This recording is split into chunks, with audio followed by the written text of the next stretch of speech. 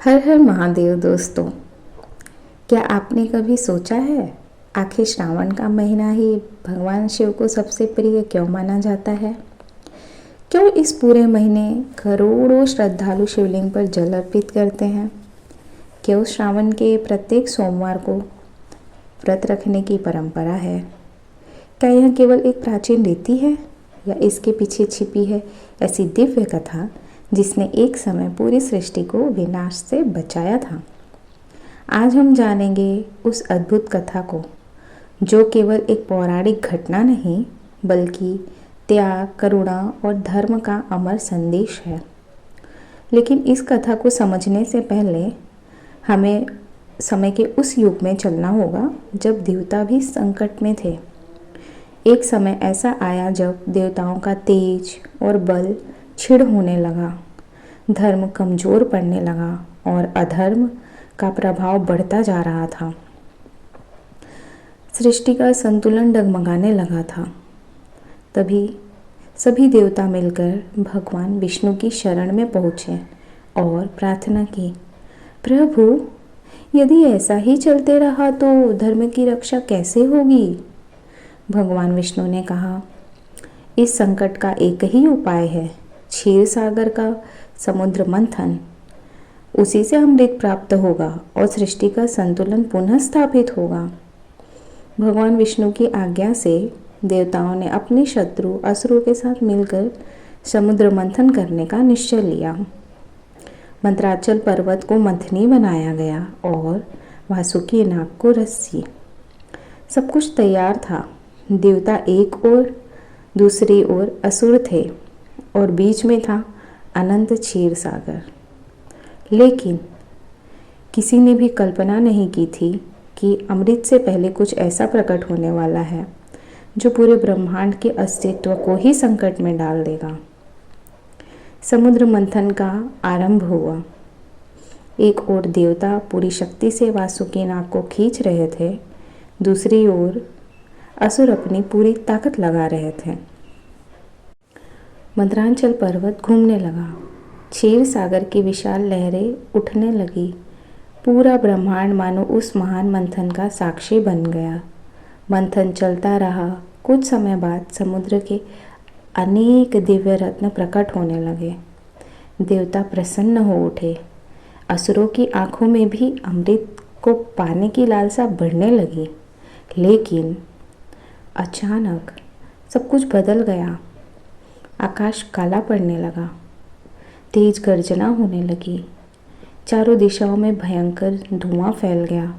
समुद्र की गहराइयों में एक ऐसा विष प्रकट हुआ जिसकी ज्वाला से तीनों लोग कांपने लगे।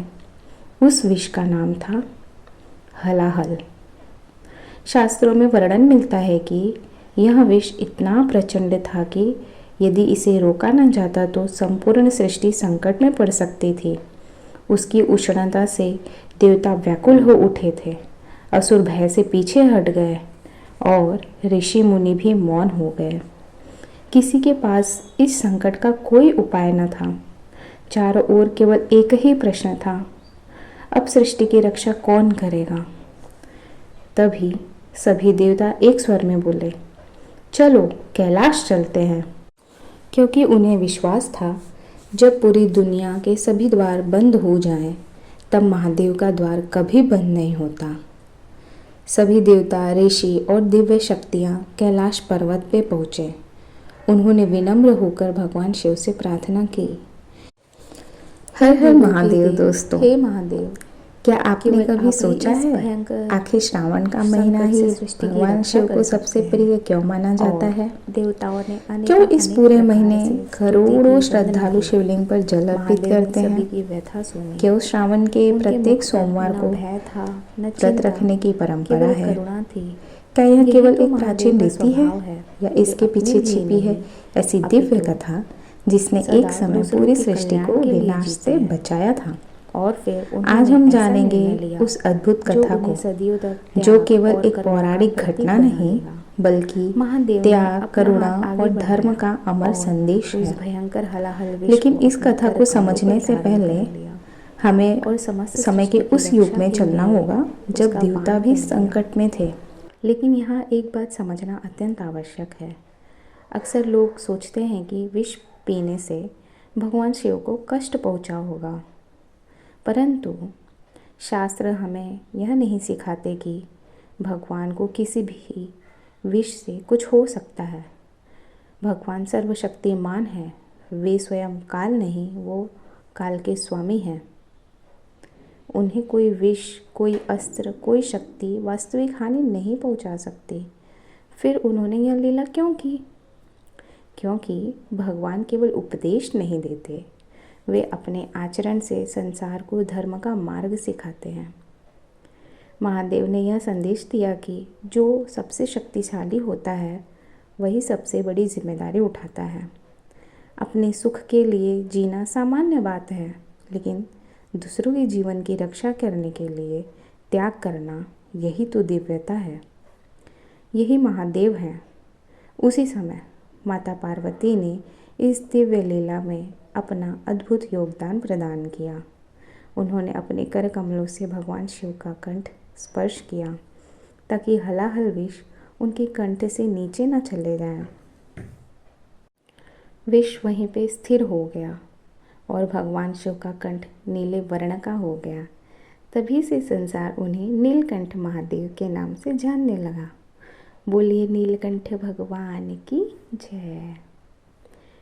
यह केवल एक घटना नहीं थी, यह करुणा, त्याग और धर्म की एक अमर गाथा थी जिसे युगों युगों तक स्मरण किया जाएगा। लेकिन महादेव की इस लीला के बाद श्रावण मास का क्या संबंध बना? क्यों आज भी करोड़ों भक्त शिवलिंग पर जल चढ़ाते हैं? क्यों बेलपत्र अर्पित किया जाता है? महादेव की इस दिव्य लीला के बाद सनातन परंपरा में यह मान्यता प्रचलित हुई कि श्रावण मास भगवान शिव को अत्यंत प्रिय है। इसी कारण इस पूरे महीने श्रद्धालु शिवलिंग पर जलाभिषेक करते हैं, गंगा जल अर्पित करते हैं, बेलपत्र चढ़ाते हैं और पूरे मन, वचन, कर्म से भगवान शिव की आराधना करते हैं। शास्त्रों में कहा गया है कि भगवान शिव अत्यंत भोले हैं, वे अपने भक्तों की सच्ची श्रद्धा से शीघ्र प्रसन्न हो जाते हैं। इसलिए उन्हें आशुतोष भी कहा जाता है, अर्थात जो बहुत जल्दी प्रसन्न हो जाए। ऐसी मान्यता है कि जो भक्त श्रावण मास में श्रद्धा और नियमापूर्वक भगवान शिव की पूजा, जप, तप, दान तथा व्रत करते हैं, उन पर महादेव की विशेष कृपा बनती है। उन्हें अपने जीवन में आने वाली अनेक बाधाएं दूर होने लगती हैं, मन को शांति मिलती है, आत्मविश्वास बढ़ता है। शास्त्र ये भी बताते हैं कि सच्ची भक्ति केवल मंदिर में जल अर्पित करने तक ही सीमित नहीं है। यदि हमारे भीतर दया है, मन में सत्य है, यदि हम दूसरों के दुख को समझते हैं, तो वही भगवान शिव को सबसे प्रिय है, वही भगवान शिव की पूजा है। और महादेव हमें यह नहीं सिखाते कि जीवन में कभी कठिनाइयाँ नहीं आएंगी। वे हमें यह सिखाते हैं कि कठिनाइयों के बीच धैर्य, करुणा और धर्म का मार्ग कभी नहीं छोड़ना चाहिए। यही श्रावण मास का वास्तविक संदेश है। जब भी आप किसी भी शिवलिंग पर जल अर्पित करते हैं या जल अर्पित देखें, तो केवल जल अर्पित न करें, अपने भीतर के अहंकार, क्रोध, ईर्ष्या और नकारात्मक को भी भगवान शिव के चरणों में अर्पित कर दें। शायद यही वह सच्चा अभिषेक है जो मनुष्य को भीतर से बदल देता है। हर हर महादेव दोस्तों, यदि आपको यह कथा पसंद आई हो तो इस वीडियो को लाइक करें और अपने परिवारजनों के साथ अवश्य साझा करें।